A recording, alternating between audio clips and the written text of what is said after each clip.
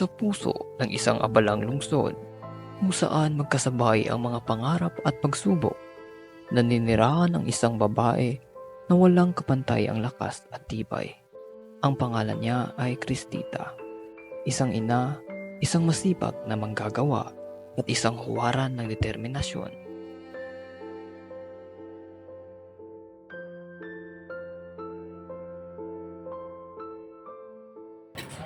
Ako si Tita B. Marinyo. Akong edad 64, taga Bindoy din ako Tirmagiti.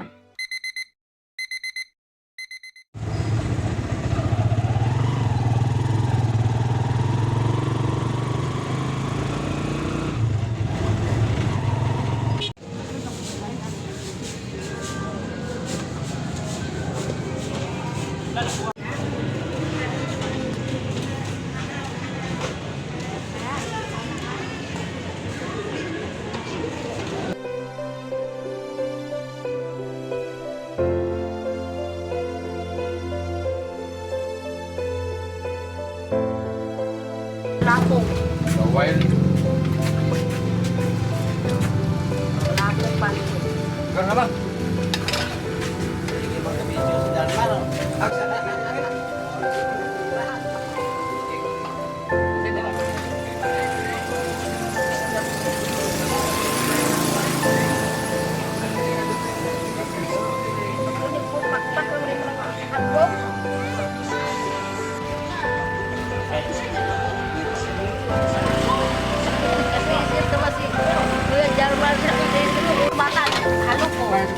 Ah, Guys, baik. Bukan po sini mo. Bangka. Ha?